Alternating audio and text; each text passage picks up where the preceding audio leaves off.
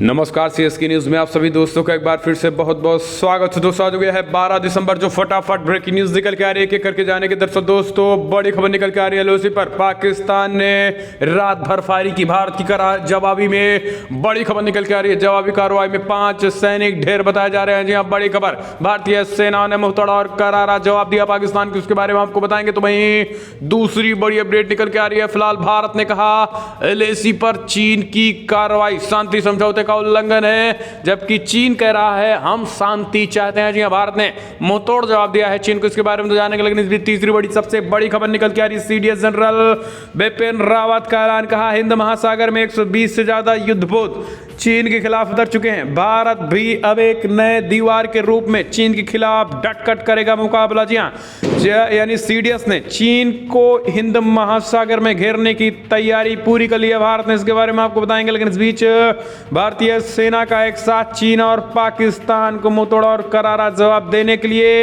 LAC पर टैंकों का भारी भरकम टैंकों का जखीरा बढ़ा रहा है भारत। जी हाँ, ये भी आपको बताएंगे।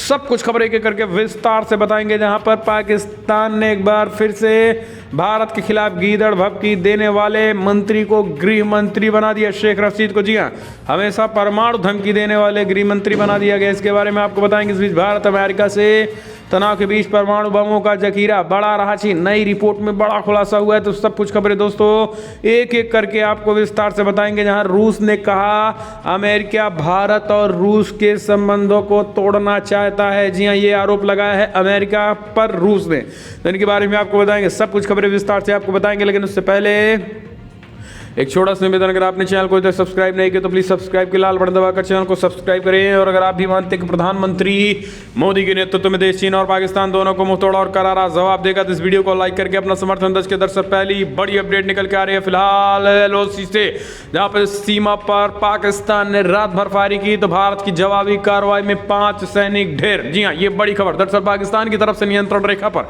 जबरदस्त फायरिंग की जा रही है। गुरुवार सुबह दोपहर शुरू हुआ शाम सिलसिला शुक्रवार शाम तक, यानी कल शाम तक जारी रहा। भारतीय सेना ने पाकिस्तान की इस हरकत का करारा जवाब भी दिया है। जवाबी कार्रवाई में पाकिस्तान के 5 सैनिक मारे गए हैं, उनके 3 सैनिक भी घायल हुए हैं। न्यूज एजेंसी ने भारतीय सेना के सूत्रों के हवाले से यह जानकारी दी है। सेना सूत्रों के मुताबिक पाकिस्तान की तरफ से गुरुवार दोपहर बाद शुरू हुई फायरिंग शुक्रवार तड़के तक जारी थी। इस दौरान भारी हथियारों और मोर्टार का भी इस्तेमाल किया गया है। भारतीय सेना ने भी जवाबी कार्रवाई की है, इसमें पाकिस्तान के 5 सैनिक मारे गए हैं। एलओसी के कुछ हिस्सों में पाकिस्तानी सेना लगातार उकसावे की कार्रवाई कर रही है। गुरुवार रात फायरिंग का केंद्र जम्मू कश्मीर का पुंछ सेक्टर भी था।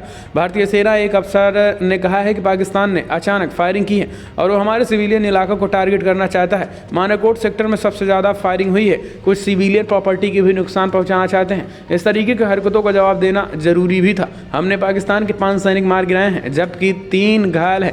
उन्होंने कई नए बंकर भी बनाए हैं जिन्हें तबाह कर दिया गया है। आपको बता दें कि पाकिस्तान के कई बंकरों को तबाह करते हुए पाक के 5 सैनिकों को ढेर कर दिया। ये बड़ी खबर निकल के आ रही है। लेकिन पाकिस्तान के खिलाफ अगर आप भी मानते हैं कि आर पार का समय आ गया, तो इस वीडियो को लाइक करके अपना समर्थन दर्ज कर कमेंट के माध्यम से अपने सुझाव दें।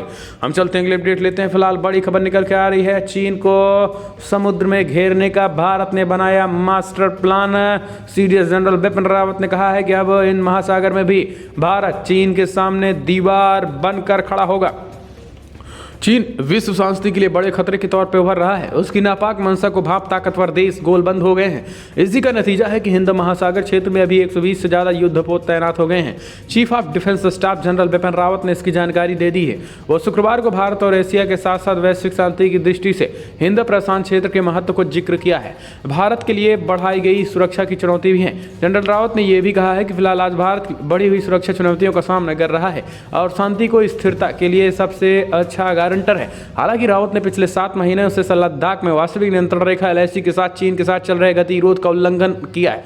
आपको बता दें कि सीमा पर जिस तरीके से नापाक हरकत चल रही है, सीडीएस जनरल बिपिन रावत ने स्पष्ट कर दिया है कि फिलहाल एलएसी पे ही नहीं बल्कि चीन के खिलाफ अब हमें हिंद महासागर में एक दीवार बनकर उभरना होगा, वरना चीन अगर हमारे इलाके में आएगा तो हमें वहां पर भी दिक्कतें होगी। ऐसे में अभी से ही हमें एक दीवार के रूप में चीन के खिलाफ काम करना पड़ेगा। हम चलते हैं अगले अपडेट लेते हैं। फिलहाल चीन ने अलापा शांति का राग, तो भारत ने दिया मुंहतोड़ जवाब। कहा एलएसी पर चीन की कार्रवाई से ही शांति समझौते का उल्लंघन हुआ है। भारत ने शुक्रवार को पूर्वी लद्दाख में गतिरोध के बीच चीन को जिम्मेदार ठहराया है। इसके साथ ही भारत ने द्विपक्षीय समझौतों का उल्लंघन करने के लिए एक बार फिर से चीन की कड़ी आलोचना की है। विदेश मंत्रालय के प्रवक्ता अनुराग श्रीवास्तव ने कहा है कि फिलहाल पिछले 6 महीनों में हमने जो स्थिति देखी है वो चीनी पक्ष के कार्यों का परिणाम है, जिससे पूर्वी लद्दाख में वास्तविक नियंत्रण रेखा LAC के साथ स्थिति में एकतरफा परिवर्तन को प्रभावित करने की मांग की गई है। ये कार्रवाई भारत चीन सीमा क्षेत्र में LAC के साथ शांति सुनिश्चित करने पर द्विपक्षीय समझौते और प्रोटोकॉल का उल्लंघन भी है। इस बीच विदेश मंत्रालय के प्रवक्ता ने कहा है कि मुख्य मुद्दे, जैसा कि मैंने पिछले सप्ताह उल्लेख किया है, दोनों पक्षों को पूरी तरीके से विभिन्न द्विपक्षीय समझौतों और प्रोटोकॉल का पालन करने की आवश्यकता है, जिसमें 1993 और 1996 में सीमा क्षेत्रों में LAC के साथ शांति और धीरज बनाए रखने जैसे समझौते भी शामिल है। कई तरीके के समझौते, लेकिन चीन शांति तो करता है लेकिन शांति चाहता नहीं है। हम चलते हैं, अगले अपडेट लेते हैं। फिलहाल बड़ी खबर निकल के आ रही है, भारतीय सेनाओं की बड़ी तैयारी। LAC यानी चीन की सीमा पर लगने जा रहे हैं कई खतरनाक युद्ध टैंक। साजो सामान की बड़ी खबर निकल के आ रही है। दोनों मोर्चे पर अब चीन और पाक दोनों मोर्चे पे होंगे ढेर। दरअसल पूर्वी लद्दाख में चीन से जारी तनाव को देखते हुए भारतीय सेना एक साथ चीन और पाकिस्तान से युद्ध की तैयारियां करने पर विचार कर दिया है। दोनों मोर्चे पर लड़ाई के लिए सेना ने दोनों देशों के खिलाफ एक साथ लड़ने के तरीकों में बदलाव करने का इरादा बना लिया है। आपको बता दें, हाल ही दिनों में भारतीय सेना का पूरा फोकस पाकिस्तान सीमा पे था, लेकिन वास्तविक नियंत्रण रेखा LAC सक्रिय नहीं है। इसलिए सेना अभियान के तहत मुख्यतः पश्चिमी सीमा की ओर से अधिक रहती रही है। उत्तरी सीमा पे तैनात युद्धक 4 कोर में से एक ही पर्वतीय युद्ध कौशल वाली है। इस बीच बड़ी खबर, LAC पे अतिरिक्त तैयारियां भी चल रही हैं। आपको बता दें कि पीपल्स लिबरेशन आर्मी के जमावड़े को देखते हुए भोपाल के 21 युद्धक कोर, मथुरा और अम्बाला की खारगा को सशस्त्र बल चीन से लगी सीमा, पश्चिमी, मध्य और उत्तरी सीमा पर तैनात है। इस बीच बड़ी खबर ये निकल के आ रही है कि PLA को मुंहतोड़ जवाब देने के लिए कई खतरनाक युद्ध टैंक T-19, T-72 भारतीय सेना BMC टैंकों को सेना तैनात किया है। हम चलते हैं, अपडेट। फिलहाल पाकिस्तान में अल्पसंख्यकों पर हिंसा बदस्तूर जारी। अब सिंध में एक हिंदू का घर जलाया गया। जी हाँ, पाकिस्तान में अल्पसंख्यकों पर हुई हिंसा बदस्तूर जारी है। सिंध के थार पारकर के जोलकर गांव में मुस्लिमों ने एक पड़ोसी हिंदू के घर को आग लगा दी। एक मानवाधिकार कार्यकर्ता राहत ऑस्टिन ने इस घटना का वीडियो जारी किया है, जिनमें कुछ लोग कुल्हाड़ी तथा डंडे लेकर हिंदुओं की ओर बढ़े हुए थे और बाद में उन्हें बुरी तरीके से न केवल पीटा बल्कि गोलियां भी चलाई। इसके साथ ही हमलावरों के शिकार में चीख चिल्ला भी रहे थे। इस बीच वीडियो वायरल हुआ और उनके घरों को आग लगाकर बहू बेटियों को बंधक बना लिया गया। इसका वीडियो वायरल होने के बाद अब पाक की नापाक हरकत का खुलासा हो गया। हालांकि कोई नई बात नहीं है, लेकिन आखिरकार इसे आपको जानना भी जरूरी है कि क्या जुल्म सितम पाक में हो रहे हैं हिंदुओं के खिलाफ। अगर मुस्लिमों में यही होता बिना किसी उसके, तो अभी तक हाय तौबा मचा रहे होते कुछ लोग। हम चलते हैं, अपडेट लेते हैं। आपको बता दें, भारत के खिलाफ परमाणु युद्ध की धमकी देने वाले मंत्री को हुआ प्रमोशन। पाकिस्तान ने इमरान खान ने बनाया उसे गृह मंत्री। जी हाँ, पाकिस्तान में विपक्ष के तेज होते आंदोलन के बीच प्रधानमंत्री इमरान खान ने विवादास्पद बयानों के लिए चर्चित शेख रशीद अहमद को देश का नया गृह मंत्री बना दिया। समाचार एजेंसी NI के मुताबिक प्रधानमंत्री इमरान खान ने शुक्रवार को कैबिनेट में बड़े फेरबदल किए, जिसमें से उन्होंने शेख रशीद अहमद, एजाज शाह और आजम खान स्वाति के विभागों में बड़ा बदलाव कर दिया है। तो इस तरीके से उनका प्रमोशन अपने आप में पाकिस्तान के गर्त के जाने वाले हैं। हम चलते हैं, अगले अपडेट। भारत अमेरिका से तनाव के बीच परमाणु बमों का जखीरा बढ़ा रहा है चीन। नई रिपोर्ट में बड़ा खुलासा। जी हाँ, लद्दाख में भारत से जारी तनाव के बीच चीन तेजी से अपने परमाणु हथियारों का जखीरा बढ़ा रहा है। हाल ही के दिनों में बढ़ते तनाव को देखते हुए चीन ने अपने परमाणु हथियारों के आधुनिकीकरण के कार्यक्रमों में और तेजी कर दिया है। रिपोर्ट में कहा गया है कि एशिया में परमाणु हथियारों की संख्या के मामले में चीन पहले स्थान पर काबिज है और वो नए परमाणु हथियारों को विकसित कर रहा है। फेडरेशन ऑफ अमेरिकन साइंटिस्ट के न्यूक्लियर इंफॉर्मेशन प्रोजेक्ट के डायरेक्टर HM क्रिस्टेसन की report nuclear notebook Chinese nucleus force 2020 में चीन के परमाणु महत्वाकांक्षाओं के खुलासा किया गया है। हम चलते हैं, अपडेट। फिलहाल पश्चिम बंगाल में लगेगा राष्ट्रपति शासन। गवर्नर धनगढ़ बोले ममता बनर्जी को संविधान का करना होगा पालन। जी हाँ, पश्चिम बंगाल में विधानसभा चुनाव के नजदीक आते ही हिंसा की घटनाओं में इजाफा हो गया है। राज्य में कई बीजेपी कार्यकर्ताओं की हत्याओं के बाद गुरुवार को भारतीय जनता पार्टी बीजेपी के राष्ट्रीय अध्यक्ष जेपी नड्डा के काफिले पर हमला हुआ था। अब राज्यपाल जगदीप धनखड़ ने कहा है कि फिलहाल मुख्यमंत्री ममता बनर्जी को संविधान का पालन करना होगा। राज्यपाल के बयान के बाद आशंकाएं उठ रही हैं कि क्या चुनाव से पहले ही बंगाल में राष्ट्रपति शासन लगाया जाएगा। इसके पीछे एक वजह भी है, क्योंकि गृह मंत्रालय ने शुक्रवार को पश्चिम बंगाल के डीजीपी और मुख्य सचिव को कानून व्यवस्था को लेकर समन भी भेजा। ये बड़ी खबर निकल के आ रही है। आपको बता दें, राष्ट्रपति शासन लगाए जाने का मसला जोरों पर भी है। इस बीच जिस तरीके से हमला हुआ है, गवर्नर ने गृह मंत्रालय को रिपोर्ट सौंपी। हालांकि राज्यपाल ने प्रेस कॉन्फ्रेंस करते हुए ये भी ऐलान कर दिया है कि ममता बनर्जी की तानाशाही अगर कम नहीं हुई तो हमें अपनी शक्तियों का पालन करना पड़ेगा और फिर हम अपनी शक्तियों के पालन भी करना शुरू कर देंगे। यानी स्पष्ट तरीके से राष्ट्रपति शासन लगाए जाने के संकेत। हम चलते हैं अगले अपडेट अमेरिका से। भारत लगातार अमेरिका भारत को रूस से अलग थलग करना चाहता है। जी हाँ, नज़दीकी नहीं देख पा रहा है। ये बड़ी खबर निकल के आ रही है। आपको बता दें, रूस के विदेश मंत्री सर्गेई लावरेश ने एक बार फिर से अमेरिका पर बड़ा हमला बोलते हुए कहा है कि अमेरिका भारत जैसे रूस के मित्र देश को लगातार अलग थलग करने की कोशिश कर रहा है। इसके साथ ही उन्होंने कहा है कि फिलहाल पश्चिमी देशों की ये साजिश कामयाब नहीं होगी। लगातार जिस तरीके से रूस और भारत के बीच टकराहट डालने की कोशिश अमेरिका कर रहा है, इसका खामियाजा अमेरिका को भुगतना पड़ेगा। अमेरिका ये चाहता है कि फिलहाल रूस के साथ कोई देश संबंध ना बनाए और अब वो भारत की तरफ रुख कर दिया है। यही कारण है कि अमेरिका भारत पर दबाव बनाकर चाहता है कि वो रूस से अपने संबंध तोड़ें, लेकिन भारत को ऐसा नहीं करना चाहिए। तो इस तरीके का आरोप रूस ने लगा दिया है। हम चलते हैं, अपडेट लेते हैं। आपको बता दें, फिलहाल रिपब्लिक डे परेड में दिखेगी राम मंदिर मॉडल, दीपोत्सव और अयोध्या की झलक भी दिखेगी। जी हाँ, दरअसल गणतंत्र दिवस में अयोध्या की झलक दिखाने की तैयारी भी है। इस बार की रिपब्लिक डे परेड की झांकी में राम की नगरी नजर आएगी। दिल्ली की राजपथ पर होने वाली परेड में अयोध्या के भव्य दीपोत्सव और राम मंदिर पर झांकियां प्रस्तुत की जाएंगी। इसमें देश दुनिया के लोगों को अयोध्या की पौराणिकता और भारतीय संस्कृति की झलक दिखाई देगी। इस सिलसिले में तैयारियां भी की जा रही हैं। इसको लेकर अयोध्या वासियों में खुशी की लहर भी है। गणतंत्र दिवस पर होने वाले परेड के संबंध में दिल्ली में आयोजित हुई बैठक के दौरान यूपी सरकार की ओर से भेजे गए प्रस्ताव को मंजूरी मिल गई है। राम नगरी और यूपी की सांस्कृतिक धरोहर शीर्षक से झांकी को प्रस्तावित किया गया है।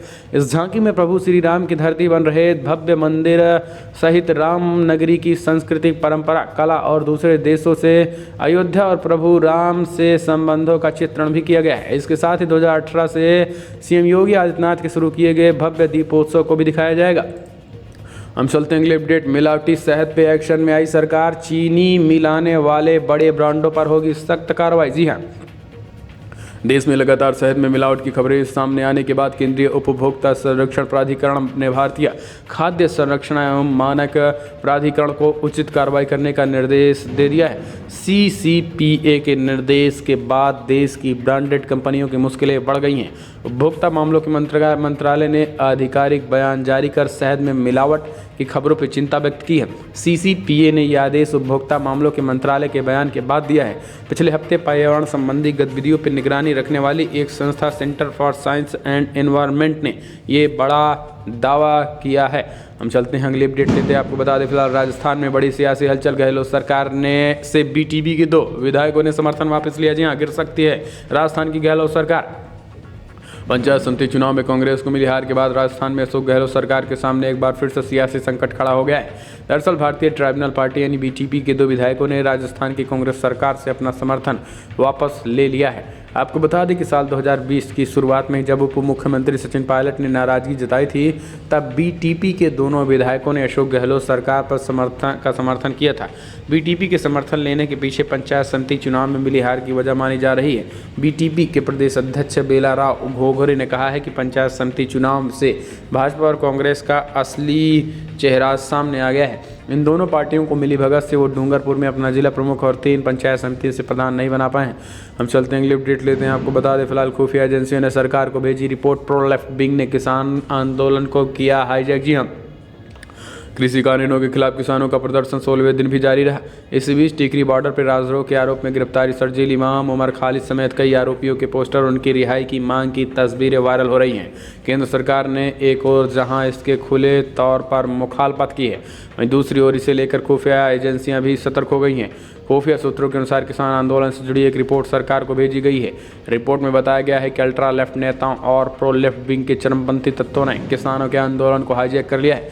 जानकारी के मुताबिक इस बात की विश्वसनीयता खुफिया इनपुट हैं कि ये तत्व किसानों को हिंसा, आगजनी और सार्वजनिक संपत्ति को नुकसान पहुंचाने के लिए उकसाने की योजना बना रहे हैं। इसी वजह से इस मुद्दे पर प्रतिक्रिया देते हुए केंद्रीय कानून मंत्री रविशंकर प्रसाद ने कहा है कि फिलहाल इस बात के सबूत हैं कि टुकड़े टुकड़े गैंग किसान आंदोलन को ओवरटेक करने में लगे हैं। हम चलते हैं अगले अपडेट। फिलहाल दिल्ली हाईकोर्ट ने पीएम मोदी की उड़ानों का खुलासा करने वाले आदेश पर लगाई रोक। जी हाँ, दिल्ली उच्च न्यायालय ने शुक्रवार को केंद्रीय सूचना आयोग CIC के आदेश पर रोक लगा दी है, जिसमें भारतीय वायुसेना को स्पेशल फ्लाइट्स रिटर्न संबंधी जानकारी मुहैया कराने का निर्देश दे दिया गया था। इसमें प्रधानमंत्री का विदेश यात्रा के दौरान उसके साथ लोगों की भी जानकारी शामिल है। न्यायमूर्ति नबीर चावला ने कहा है कि फिलहाल RTI आवेदक द्वारा मांगी गई प्रधानमंत्री के साथ गए मंत्रालय के विभागों के अधिकारियों की विस्तृत जानकारी सार्वजनिक नहीं की जा सकती है, लेकिन यात्रियों और उड़ानों की संख्या बताने से कोई नुकसान नहीं होगा।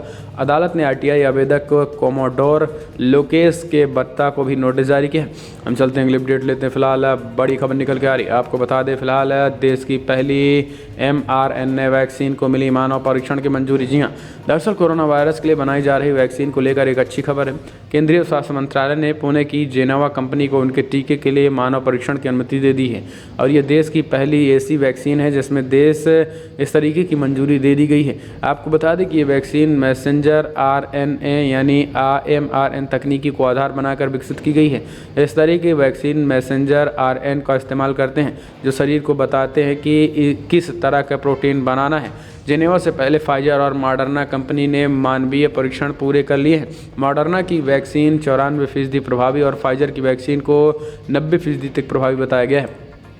हम चलते हैं अगली अपडेट लेते हैं। फिलहाल बंगाल पर बयानबाजी, राज्यपाल बोले मैं प्रजातंत्र का रक्षक, तृणमूल ने हिंसा पर केंद्र को कोसा। दरअसल आपको बता दें कि पश्चिम बंगाल में विधानसभा चुनाव में बढ़ी राजनीतिक तकरार और कानून व्यवस्था पर उठ रहे सवालों के बीच राज्यपाल जगदीप धनखड़ ने राज्य की कानून व्यवस्था पर चिंता व्यक्त की। इसके साथ ही कहा है कि प्रजातंत्र की रक्षा करना राज्यपाल की सबसे बड़ी जिम्मेवारी है।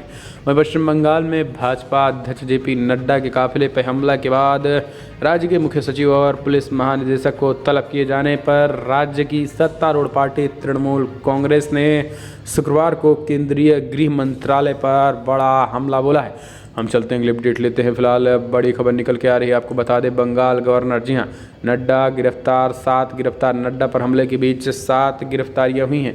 राज्यपाल की चेतावनी, संविधान का पालन नहीं हुआ तो मेरा रोल शुरू हो जाएगा और ममता जैसी तानाशाह को सत्ता से बेदखल भी हो जाएंगी। जी हाँ, तो दोस्तों पश्चिम बंगाल से लगातार टकराहट के बीच राज्यपाल भी एक्शन में आ गए हैं और अब एक ऐलान कर दिए हैं। हालांकि इस वक्त की बड़ी खबर निकल के आ रही है, आपको बता दें फिलहाल राज्य सरकार ममता बनर्जी की फिर से दिखी तानाशाही, बोली नहीं भेजेंगे किसी DGP और मुख्य सचिव को दिल्ली उल्ली। जी हाँ, बंगाल के DGP मुख्य सचिव दिल्ली तलब किए गए थे गृह मंत्रालय द्वारा, लेकिन उसके बावजूद ममता बनर्जी की तानाशाह सरकार ने कहा है कि फिलहाल नहीं भेजने वाले हैं किसी भी सूरत में किसी को दिल्ली। जी हाँ, ना तो DGP ना तो मुख्य सचिव, किसी को नहीं भेजेंगे दिल्ली। ये मुख्यमंत्री ममता बनर्जी ने ऐलान कर दिया तो आर पार की सिचुएशन दिखाई दे रही है। हम चलते हैं अगले अपडेट। नीतीश कुमार से बोले नितिन गडकरी, आप खोलिए एथेनॉल की 100 फैक्ट्रियां, लोगों को रोजगार दीजिए, सारे के सारे एथेनॉल हम ही खरीद लेंगे। जी हाँ, केंद्रीय सड़क परिवहन एवं राजमार्ग मंत्री नितिन गडकरी ने पटना और आरा के बीच